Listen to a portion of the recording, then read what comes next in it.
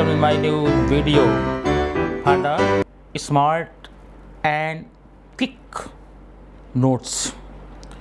कल आप लोगों ने देखा था एक वीडियो मैंने आपको दिया था, वो था केमिकल रिएक्शन और केमिकल इक्वेशन के बारे में, वो शॉर्ट वीडियो था। आज मैं आपको एक स्मार्ट नोट्स देने जा रहा हूँ, जो कि मुझे पूरी उम्मीद है अगर आपने इस वीडियो को देखा है तो पूरा आपको बहुत इससे हेल्प मिलने वाली है आपके एग्ज़ाम में भी स्कोरिंग करने के लिए। और इसके अलावा अगर आप किसी कॉम्पिटिटिव एग्ज़ाम की तैयारी कर रहे हैं उसके लिए भी आपके लिए बहुत ही हेल्पफुल होगा। तो आइए देखते हैं, इसमें क्वेश्चन दिया गया, क्वेश्चन को मैं एक्सप्लेन करके आपको एक एक करके बताने वाला हूँ। First question given here, what is the name given for the substance that react and forms in the chemical reactors.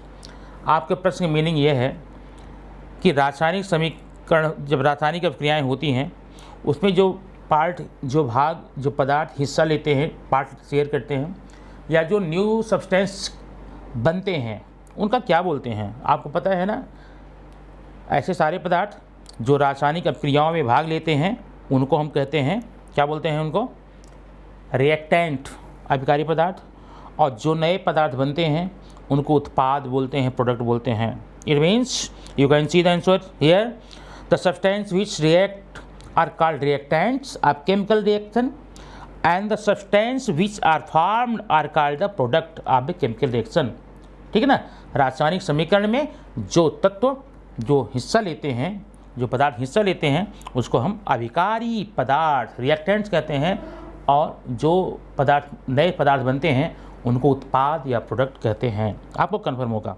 Next question given there, second question देखिए, state the law of conservation of mass. द्रव्य की अविनाशिता का नियम बताइए। बहुत simple है, आप ये 9th के बच्चे इसको जानते हैं, 8वीं में भी आपको दिया गया है द्रव्य की अविनाशिता के नियम। ये आप समझ लीजिए, जब कभी रासायनिक अभिक्रिया होती है किन्हीं भी पदार्थों के बीच में, दो या दो से अधिक पदार्थों के बीच में, जो मॉलिक्यूल, जो वेट, जो मास रिएक्टेंट का है, आफ्टर रिएक्शन भी वही मास रहता है, उसमें कोई चेंजिंग नहीं होती है। इसे कहते हैं द्रव्य की अविनाशिता का नियम। माने रासायनिक अभिक्रिया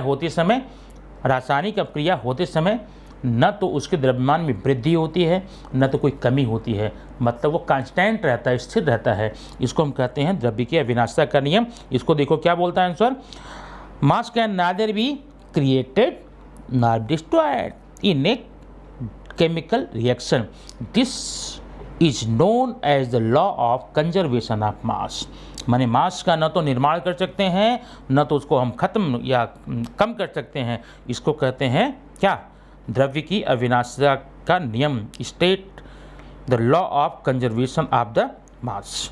चलिए क्वेश्चन नंबर 3 में आ जाइए आप लोग। यहाँ पर देखिए, बहुत अच्छा क्वेश्चन दिया गया है आपके लिए, बहुत ही मज़ेदार क्वेश्चन है। जरा देखिए इसमें क्या कहता है क्वेश्चन में। आपको क्वेश्चन बोल रहा है, third question, right the skeleton equation of the balanced equation for the following reaction. अभी प्रॉब्लम ये है, स्केलेटन इक्वेशन आपकी नया नाम मिल रहा है। स्केलेटन मतलब हिंदी होता है कंकाली समीकरण।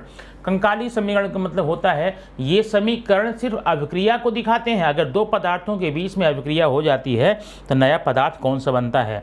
बस एक अंतर होता है, वो बैलेंस्ड नहीं होते हैं, इम्बैलेंस होते हैं। इसका मतलब इन स्केलेटन जब भी वर्ड आएगा, हिंदी की किताबों में कंकाली समीकरण दिया गया हुआ है और इंग्लिश में स्केलेटन दिया गया है, तो स्केलेटन का मतलब होता है, स्केलेटन मतलब असंतुलित समीकरण, इम्बैलेंस्ड। अब प्रश्न क्या है, आपको क्या करना, राइट द स्केलेटन, पर स्केलेटन लिखना किसके किस बीच में, पोटेशियम ब्रोमाइड प्लस, ये देखिए ये वर्बल समीकरण है, ध्यान रखना, वर्बल समीकरण ये है, वर्ड में लिखा गया है potassium bromide plus barium iodide equal to potassium iodide. ये देखिए यहाँ पर potassium iodide and barium bromide. जब पोटेशियम ब्रोमाइड और बेरियम आयोडाइड आपस में रिएक्शन करते हैं तो पोटेशियम आयोडाइड और बेरियम ब्रोमाइड का निर्माण होता है। तो आप इसको चलो देखिए, पहले हम इसको असंतुलित देखेंगे। आपने यहाँ ध्यान देना, ध्यान आपको कहाँ देना है, ये देखिए पोटेशियम ब्रोमाइड है, ये दिख रही है, ये पोटेशियम ब्रोमाइड है, ये अभिक्रिया करता है बेरियम क्लोराइड, यहाँ पर है। ये आपस में क्रिया कर क्या बनाता है, यहाँ पर देखिए, यहाँ पोटेशियम आयोडाइड है, ये यहाँ पर आपको दिखाता हूँ मैं, ये पोटेशियम आयोडाइड है और बेरियम ब्रोमाइड है, यहाँ पर ये बने हैं। लेकिन अगर आप ध्यान से इसको देखेंगे तो आप ये पाएंगे यहाँ पर पोटेशियम का एक एटम है, इधर लेफ्ट हैंड साइड में भी राइट हैंड साइड में बोथ इक्वल है। यहाँ ब्रोमीन एक है, यहाँ ब्रोमीन दो है, ठीक है ना। ब्रोमीन का ये यहाँ पर सिर्फ एक परमाणु है, यहाँ पर दो बन गए हैं, दो अणु बन गए हैं। इसका मतलब ये क्या है, असंतुलित समीकरण, इम्बैलेंस इक्वेशन। अब इम्बैलेंस इक्वेशन का एक नाम और आपके पल्ले पड़ रहा है आज, वह है स्केलेटन इक्वेशन। अब इसी को आपने यहाँ पर संतुलित कर दिया है, ठीक है ना। ब्रोमीन 2 करने के लिए आपने इसके यहाँ पर 2 ऐड कर दिया, 2 यहाँ ऐड किया है, यहाँ देखिए, और 2 आपने यहाँ किया है, तो बैलेंस हो गया आपका, ठीक है। ये वेरिफिकेशन हो गया आपका। चलो क्वेश्चन नंबर 4 देखने के लिए हम आगे बढ़ेंगे। Question number 4, balance the following chemical equation. अभी ये इक्वेशन जो दिए गए हैं, ये 1 2 3, ये तीनों जो है इम्बैलेंस हैं, ठीक है। इसको आपको बैलेंस करना है। देखिए कैसे करते हैं।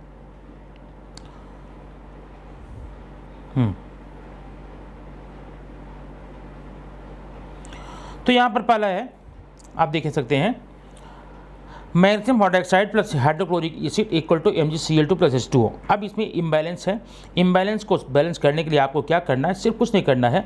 ये जो आपका हाइड्रोक्लोरिक एसिड है, यहाँ पर अगर 2 हम कर देते हैं तो पूरा बैलेंस हो जाता है। और दूसरे में क्या है, N2 plus H2 equal to NH3। अब देखिए यहाँ पर इम्बैलेंस जो है, N के 2 परमाणु और H के 2 हैं, कितने हो गए, 2 अणु, 2 नाइट्रोजन और हाइड्रोजन 2 अणु हैं। लेकिन जो यह उत्पाद है ना, इसमें नाइट्रोजन का सिर्फ 1 दिख रहा है, हाइड्रोजन का 3 दिख रहा है, तो बैलेंस कैसे करेंगे। अब यहाँ देखिए, यहाँ पर Na2 प्लस 3H2, अब 3 कर दिया, यहाँ 3 ऐड कर दिया गया, तो H कितना हो गया, 6 हो गया, और यहाँ 2 ऐड करने से 2NH3, मतलब सोडियम भी, सॉरी नाइट्रोजन भी 2 हो गया, हाइड्रोजन भी 2 हो गया। इस प्रकार से ये समीकरण आपके क्या होते हैं, संतुलित हो जाते हैं। अब आइए क्वेश्चन नंबर हम आप आएंगे 5 में। 5 कहाँ है आपका, ये देखिए, ये क्वेश्चन नंबर 5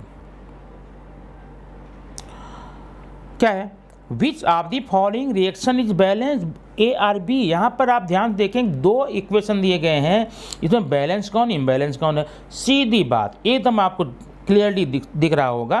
फर्स्ट आप देखिए ए में सोडियम के 2 परमाणु, ओके अच्छी बात है। Cl का यहाँ पर अभी 2 यहाँ भी मानेंगे, Cl के 2 यहाँ हो गए, यहाँ पर Cl के 2 दूनी 4, ये देखिए क्लोरीन, यहाँ पे क्लोरीन का 2 अणु है, लेकिन यहाँ पर आप देख सकते हैं यहाँ 4 है, यहाँ 2 यहाँ 4, ये तो इम्बैलेंस है। चलो ठीक है, ये इम्बैलेंस हो गया, आपको बैलेंस करना नहीं है, सिर्फ बताना है कौन सा बैलेंस है कौन सा इम्बैलेंस है, ठीक है। जरा बी देखेंगे, बी Ca ओके सिंगल, ओके यहाँ Ca सिंगल, OH ट्वाइस। अब OH ट्वाइस का मतलब O भी 2 है, H भी 2 है। O देखिए 1O इस समीकरण इसमें है और 1O इसमें है, 2O हो गए बराबर है। H2 यहाँ पर है, H2 यहाँ पर है, Cl2 यहाँ पर है, ये देखिए मैं थोड़ा चेंज कर देता हूँ उसका कलर, आपको अब समझ में आएगा अच्छी से। Cl2 यहाँ पर भी है, यहाँ पर भी है, मतलब ये बैलेंस है।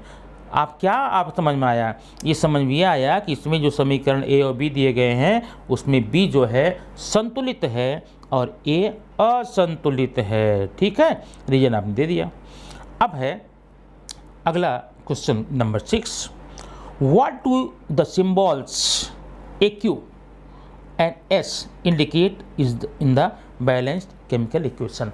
अगर कोई संतुलित समीकरण है तो आप कभी कभी देखते हैं ना कि उसके बगल में, तत्वों के बगल में या फिर यौगिक के बगल में S लिखा होता है। S का मतलब होता है सॉलिड, ठोस होता है। L लिखा गया है तो L में लिक्विड, ठीक है, ये बताया गया है आपको। और G लिखा गया तो होता है गैसियस, ठीक है। अब यहाँ AQ है, AQ का मतलब होता है aqueous.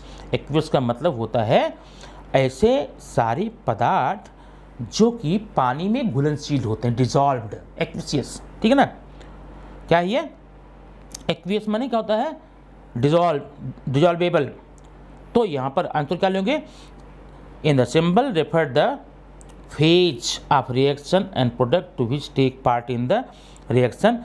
AQ represent aqueous phase which means to be dissolved, and S suggests the solid phase, ये अवस्था दर्शाता है। ओके चलिए, अभी आपका ये ऊपर के क्वेश्चन आपके हो गए। अब फिर देखेंगे check point number 2। Check point number 2 में हम देखेंगे सारे क्वेश्चन बड़े सिंपल दिए गए हैं। या identify the type of the reaction. अब आप ध्यान से देखिए, आपको समीकरणों के अभिक्रियाओं के प्रकार बताए गए हैं। संयोग अभिक्रिया मतलब कम्बिनेशन रिएक्शन, विच्छेदन अभिक्रिया डिकम्पोजिशन है, विस्थापन डिस्प्लेसमेंट, युगल विस्थापन डबल डिस्प्लेसमेंट, ठीक है ना, ऊष्माग्राही एंडोथर्मिक, ऊष्माउन्मोची एक्सोथर्मिक, ठीक है, और ऑक्सीडेशन रिडक्शन, इतनी अभिक्रियाएं बताई गई हैं। तो आप देखते हैं इसमें क्या होता है।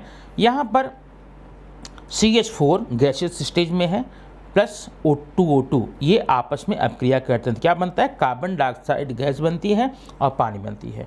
ऐसी अभिक्रिया में जहाँ पर कार्बन डाइऑक्साइड गैस और पानी बनता है, वहाँ पर यहाँ पर ना ऊष्मा माने हीट यहाँ से निकलती है। और जब हीट निकलती तो आप क्या बोलेंगे? इसको तो आपको तुरंत बोल देना चाहिए, भाई देखो ये तो हीट निकल रहा है, इसलिए ऊष्मा उन्मोची अभिक्रिया है। ऊष्मा उन्मोची का मतलब होता है एक्सोथर्मिक रिएक्शन, ठीक है। चलिए सेकंड देखते हैं। सेकंड में क्या बोलता है? 2NaCl, इसको इलेक्ट्रिक करंट के द्वारा इसका विच्छेदन कराया जाता है। तो ये कौन सी अभिक्रिया हो जाएगी, आपको ये बताना है, ठीक है।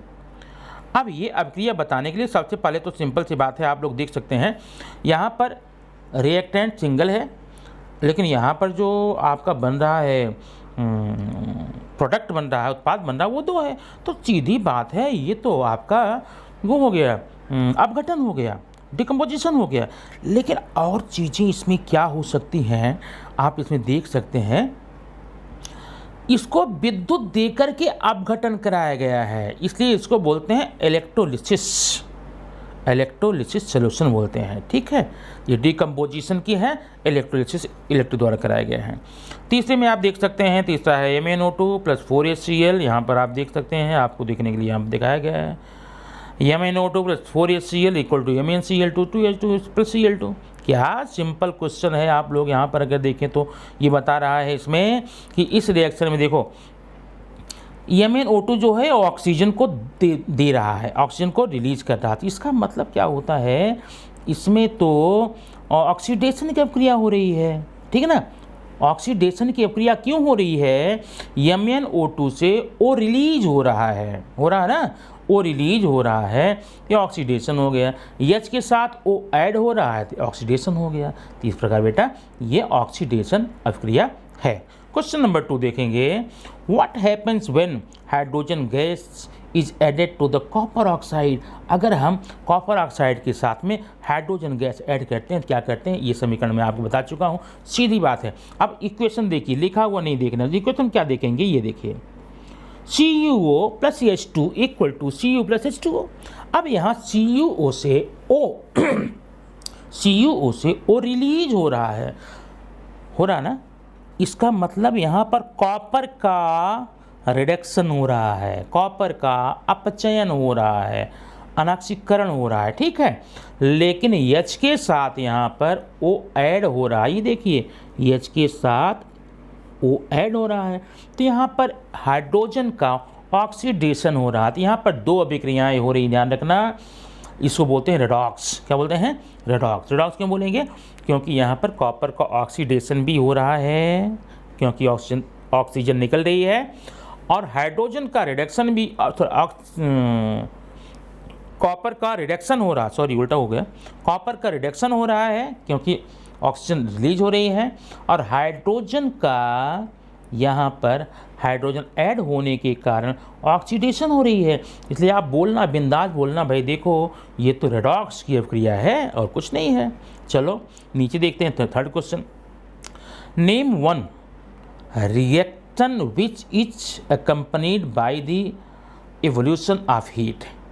अगर हीट के संदर्भ में जो नीचे दिया गया है, उस रिएक्शन का नाम क्या होगा? अब यहाँ आंसर देखो, all reactions which are exothermic are accompanied by the evolution of heat. तो माने हीट का इवोल्यूशन सिर्फ वही होता है जो आपके एक्सोथर्मिक रिएक्शन होते हैं।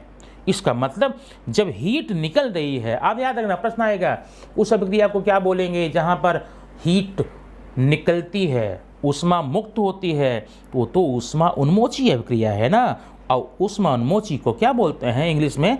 Exothermic reaction. ये देखिए आपका है एक्सोथर्मिक रिएक्शन। ठीक, तो ये आपका हो गया, आप आंसर हो गया। आपको सिंपल है, आप इस समझिए, रट्टा मारने की जरूरत नहीं है। अगला क्वेश्चन आइए 4 देखिए, name the type of reaction for following. नीचे आप रिएक्शन दिए गए, उसका टाइप बताना है। Vegetable matter changing into compost. अभी देखिए, जो पेड़ पौधों की पत्तियां होती हैं, डाल शाखाएं होती हैं, ज़मीन से गिरते हैं, कुछ दिन के बाद में वो सड़ करके कंपोस्ट बनाती हैं। तो इस प्रोसेस को हम क्या कहेंगे? इस प्रोसेस का क्या नाम है? ठीक है, अब देखिए इसमें वेजिटेबल मैटर, यह देखिए आंसर बहुत सटीक आंसर है। Vegetable matter is the change into the compost by the micro organism using the decomposition reaction. Simple सी बात है। नहीं, यहाँ पर जो सूक्ष्म जीव होते हैं वह जितने भी पेड़ पौधे पत्तियाँ होती हैं उनको क्या करते हैं? उनका अपघटन करते हैं, डिकम्पोज करते हैं। तो सीधी बात हुई ना, आप क्या बोलेंगे? जब भी पेड़ पौधों की पत्तियों को सड़ करके खाद जो बनती है, कंपोस्ट जो बनता है, उस अभिक्रिया का नाम होगा डिकम्पोजिशन ना।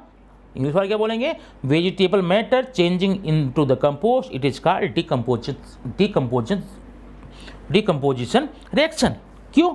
आपको पता है। दूसरा है burning of the natural gas. जब प्राकृतिक गैस जलती है तो उसमें क्या होता है? अब सिंपल सी बात है, पहले आप इसको देख लेंगे, ये बार बार हो जाता है। कैसे?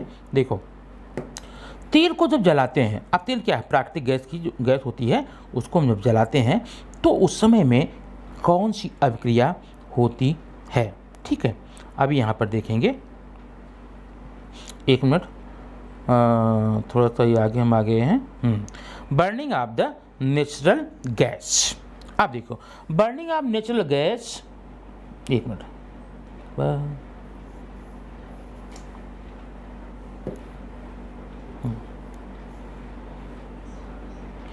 Burning of natural gas lead the, देखिए, leads to evolution of heat, hence it is an example of the exothermic reaction। जब भी कोई ईंधन जलाते हैं, वो चाहे कोयला होता है, चाहे रॉकेल होता है, पेट्रोल होता है, उससे क्या उत्पन्न होती है? क्या होती है उत्पन्न? ऊष्मा ना। और ऊष्मा जब भी उत्पन्न होती है, ऐसी अभिक्रिया को ऊष्मा उन्मोची अभिक्रिया तो कर देते हैं। इसमें क्या बड़ी बात है? आपका तो ठीक है ना। जब भी नेचुरल गैस जलाएंगे, नेचुरल गैस होता है या ऑयल होता है, जब भी उसको हम बर्न करते हैं, ऊष्मा उत्पन्न होती है। और ऊष्मा उत्पन्न होने वाली सारी क्रियाओं को ऊष्मा उन्मोची अभिक्रिया कहते हैं, एक्सोथर्मिक कहते हैं। ये तो हो गया आपका यहाँ पर एक्सोथर्मिक रिएक्शन। ठीक, आगे कुछ नंबर 5 है, right the 4 factors responsible for the corrosion of iron. अब आयरन का कोरोजन मैंने कल भी चर्चा की थी। ठीक है, कल मतलब लास्ट वीडियो में। आयरन के कोरोजन आप पहले समझ लो। नंबर 1 मॉइस्चर है। एटमॉस्फेयर में जो मॉइस्चर होती, नमी होती है, वह नमी जो है आयरन से अभिक्रिया करके क्या बनाती है? हाइड्रोक्साइड बनाती है। एक तो ये रीजन हो गया। और हवा से क्रिया करती है, एयर से। एयर से जब करेगा तो ऑक्साइड बनाएगा। नंबर 2। दूसरा है पुअर मेंटेनेंस। अगर अच्छा रख रखाव आप लोहे की चीज़ों का नहीं करते हैं तो भी वो खराब हो जाता है। ठीक है ना। या फिर अगर पुअरली बनाया गया है, दोषपूर्ण ढंग से बनाया गया है, उससे भी कोरोजन हो सकता है। तो आपने आंसर, ये बड़े आंसर मत याद करना, सीधा क्या याद करेंगे कि right the 4 factor responsible for the corrosion of iron. लोहे के क्षरण के पीछे 4 कौन कौन से फैक्टर हैं?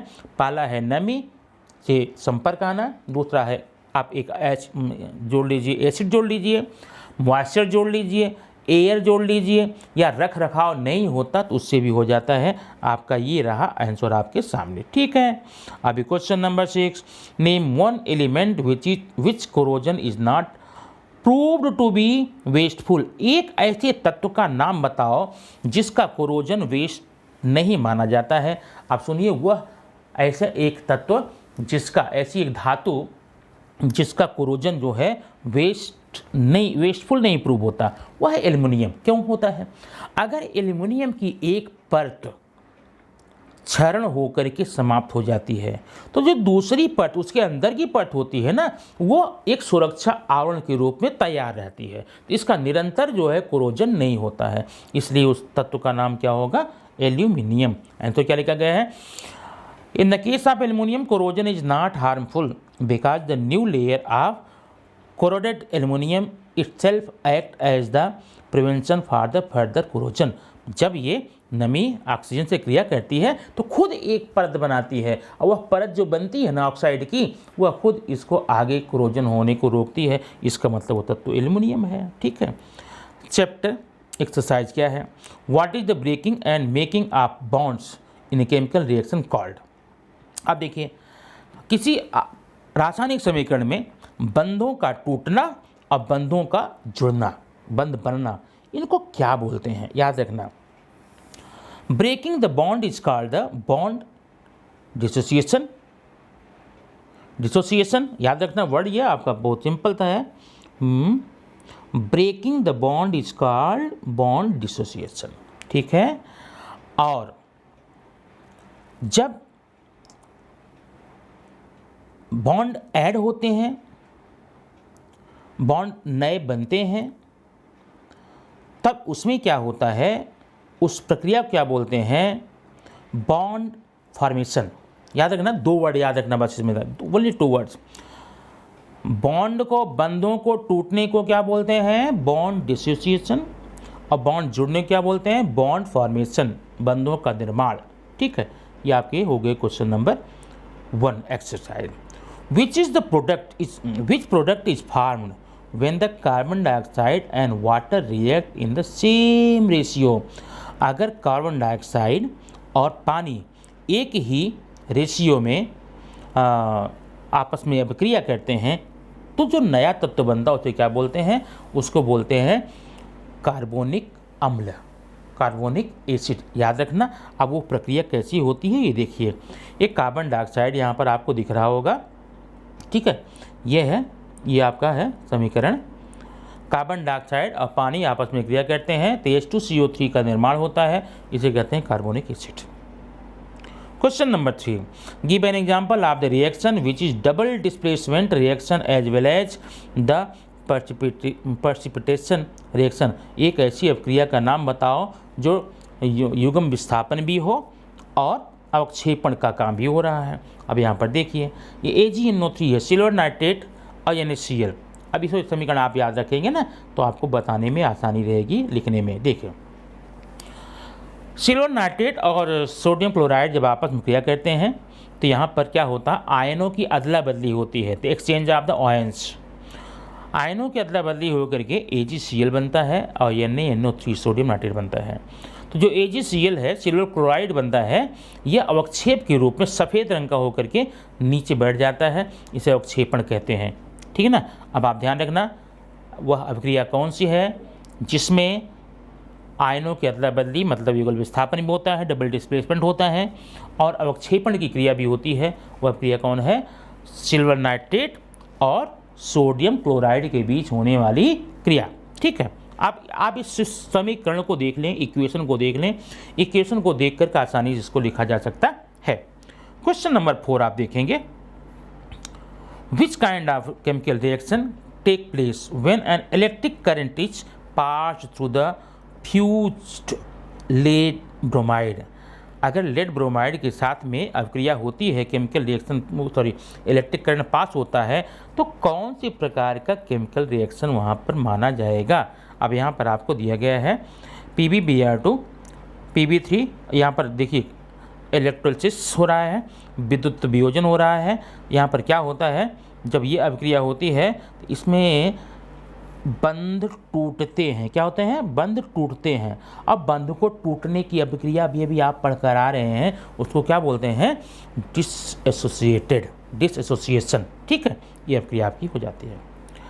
नेक्स्ट क्वेश्चन है, silver articles gets black coating, name the phenomenon. जितने भी सिल्वर के, चांदी के ऑर्नामेंट्स होते हैं, आभूषण होते हैं, वो कुछ दिन बाद ब्लैक हो जाते हैं, ऐसा क्यों होता है? एक्चुअली क्या होता है, आप लोग मोस्टली पढ़े होंगे, कुछ धातुएं ऐसी होती हैं जो अधिक क्रियाशील होती हैं, वह हवा अथवा नमी के साथ क्रिया करके उससे क्या करते हैं? ऑक्साइड या हाइड्रोक्साइड बनाते हैं। तो कुछ यौगिक तत्व ऐसे भी होते हैं जिनमें ये अभिक्रिया बहुत कम होती है, बहुत ही कम होती है। उनमें से सिल्वर भी एक है। जब ये सिल्वर नमी से या हवा से क्रिया करती है, इसका कोरोजन होगा। क्या होगा? कोरोजन। तो एक हवा से क्रिया करके, सिल्वर हवा से या नमी से क्रिया करके उसके ऑक्साइड की एक परत बना देती है, और वो परत जो है सिल्वर के ऑर्नामेंट्स पर जम जाती है। इससे जो सिल्वर ऑर्नामेंट होते हैं वो ब्लैक दिखते हैं। सीधी सी बात है ना। आप इसको क्या लिखा है इसमें देखिए, whenever metal is expose to air and water too long time it gets surrounded by layer due to the any type of chemical reaction and gets corroded. This process is called corrosion. So when the silver article gets a black coating, तो the phenomenon is called corrosion. Silver का काला होना यह एक प्रकार की क्षरण की अभिक्रिया ही होती है। नेक्स्ट क्वेश्चन आप देखेंगे, write any two chemical reaction in which water act as the reducing and oxidizing agent respectively. दो अभिक्रियाएँ बतानी है जिनमें पहले में वाटर जो है ऐड कैसे करता है? रिड्यूसिंग एजेंट के रूप में, और दूसरा ऑक्सीडाइजिंग में। पहला है आपका आयरन के साथ जब पानी क्रिया होती है तो ये रिड्यूसिंग है। क्यों? क्योंकि HCF और यहाँ पर ऑक्सीजन गैस का निर्माण। तो ये है फ्लोरीन। एक मिनट को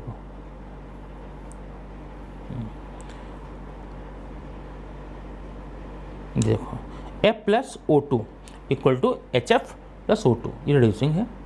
और दूसरा है in the above reaction fluorine react with the water to form hydrogen. ऊपर की अभिक्रिया में आप देख रहे हैं फ्लोरीन की अभिक्रिया हुई है किससे? वाटर से, पानी से होती है। तो बनता क्या है यहाँ पर? हाइड्रोजन फ्लोराइड बनता है। ठीक है, and oxygen gas is liberated, released. दूसरा है, नीचे आप देख सकते हैं, ये आपका है एल्युमिनियम। जब पानी के साथ क्रिया करता है, एल्युमिनियम पानी के साथ क्रिया करता है, एल्युमिनियम ऑक्साइड बनता है, हाइड्रोजन मुक्त होती है। इस अभिक्रिया में हम क्या बोलते हैं इसको? एक में रिड्यूस हो रहा है, एक में ऐड हो रहा है। ठीक है, नीचे है अभिक्रिया, जरा देखेंगे यहाँ पर। अभिक्रिया का प्रकार आप बताना, मैंने कई बार बता दिया है। A+B = C, मतलब there are 2 reactant at the left hand side and 1 product, it means इस कम्बिनेशन रिएक्शन आप बोल सकते हैं इसको। ठीक है, सेकंड A+BC = AC+BC। अब ये इक्वेशन आप ध्यान से देखेंगे, A+BC, ये देखिए A+BC। अब यहाँ पर क्या होता है, अगले में B की जगह A आ जाता है। इसका मतलब A जो है ज़्यादा रिएक्टिव होगा B के अपेक्षा, इसलिए उसको डिस्प्लेस कर दिया, तो नाम हो गया डिस्प्लेसमेंट हो गया ना। और थर्ड में आप देख सकते हैं, यहाँ पर आपका थर्ड बहुत अच्छा है। यहाँ पर ये देखिए, ये यहाँ पर थर्ड है A = B+C। अब यहाँ पर एक रिएक्टेंट है, 2 प्रोडक्ट हैं, तो ये क्या हो गया? आपका हो गया डिकम्पोजिशन, अपघटन, विच्छेदन हो गया। ठीक है ना।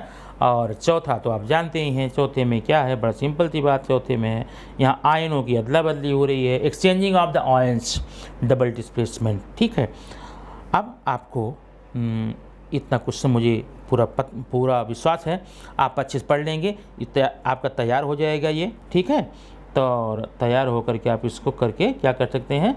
आगे इसको आप लगा सकते हैं, पढ़ सकते हैं। ठीक है।